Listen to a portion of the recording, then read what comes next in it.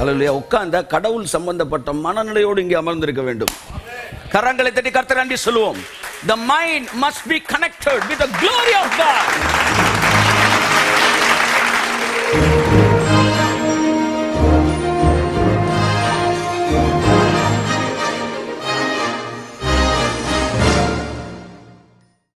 இந்த காலை வேளையில் எத்தனை பேர் சந்தோஷமா இருக்கிறீர்கள்? ஹல்லேலூயா.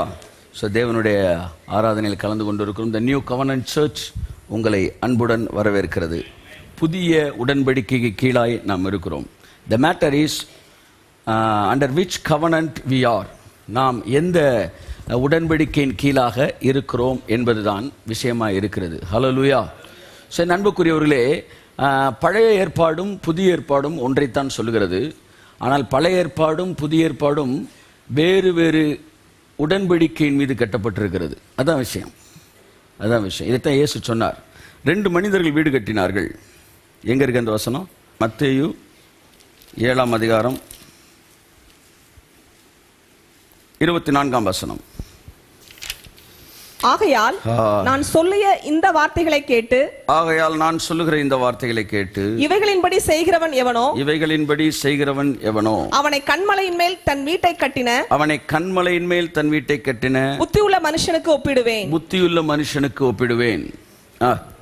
பெருமழை சொரிந்து பெருமழை பெய்யும், பெரும் வெள்ளம் வரலாம், காற்று அடித்து அந்த வீட்டின் மேல் மோதியும், அந்த வீட்டின் மீது மோதியும் அது விழவில்லை. கரங்களை தட்டி கர்த்தருக்கு நன்றி சொல்லுவோம்.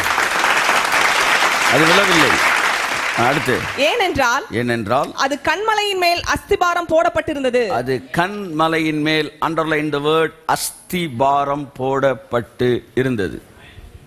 முக்கியமான வார்த்தை அஸ்திபாரம். அடுத்த வார்த்தை வீடு. அந்த வீட்டின் மேல் வீடு. ஓகே, அடுத்த வசனம் வாசிங்க.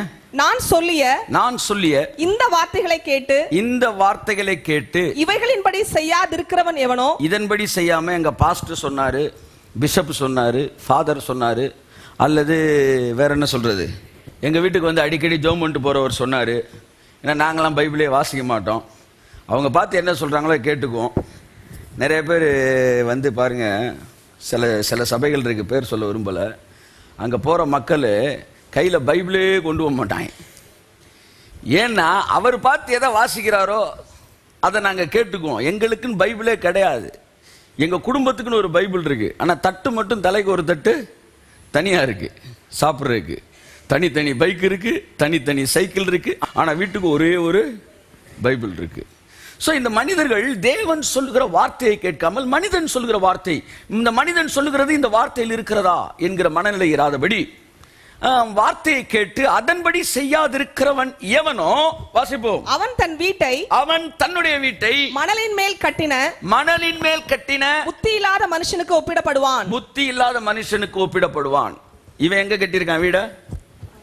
மணல் மேல் கட்டி இருக்கிறான். ஓகே, இதே விஷயம் பக்கத்தில் அப்படியே வச்சுக்காங்க. இன்னொரு லூக்கால எங்க இருக்கு வாசிங்க. ஒரு சம்பவம் மத்தேயு, மார்க்கு, லூக்கா, யோவான் 4 புத்தகத்திலையும் சொல்லப்பட்டிருந்தா அது ரொம்ப முக்கியமானதுன்னு அர்த்தம்.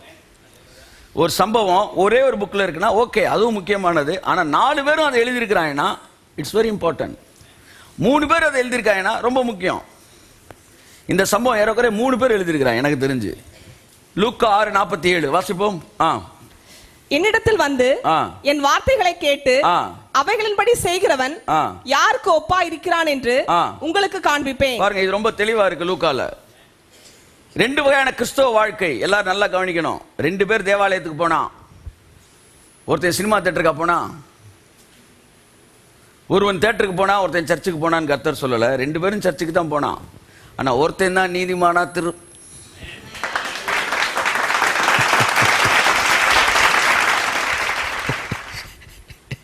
ஆனா ஒருத்தன் தான் வாழ்க்கையில டெவலப் ஆகுறாங்க. என் ஃப்ரெண்டு சொன்னேன், வந்து வயிறு மட்டும் குறையவே மாட்டேன்து சார். குறையாதுல, ஏன் வாயை குறைச்சாதான் வயிறு குறையும். ஜிம்முக்கு போயிட்டு இருக்கேன் சார். ஜிம்முக்கு போறியா? எத்தனை வருஷமா போறேன்? 6 வருஷமா போறேன். 6 வருஷமா ஜிம்முக்கு போறியா? ஏன் அவனுக்கு குறையல? ஒரு நாள் போய் பார்க்குறேன், 6 வருஷமா அவன் போய் ஜிம்மில் அட்டண்டன்ஸ் பண்ணிக்கிட்டு இருக்கிறான். நீங்கள் சார் வந்துட்டீங்களா? அப்போ 6 வருஷமா அட்டண்டன்ஸ் போட்டால் ஜிம்முக்கு போனால் உடம்பு எப்படி குறையும்? நானும் சர்ச்சுக்கு போகிறேன். சர்ச்சுக்கு போறேன், போய் என்ன பண்ற, என்ன நோக்கத்துக்கு போற? 2 பேர் தேவாலயத்துக்கு போனாங்களாம். ஹல்லேலூயா. உட்கார்ந்தா கடவுள் சம்பந்தப்பட்ட மனநிலையோடு இங்கே அமர்ந்திருக்க வேண்டும். கரங்களை தட்டி கர்த்தர் நன்றி சொல்லுவோம். The mind must be connected with the glory of God.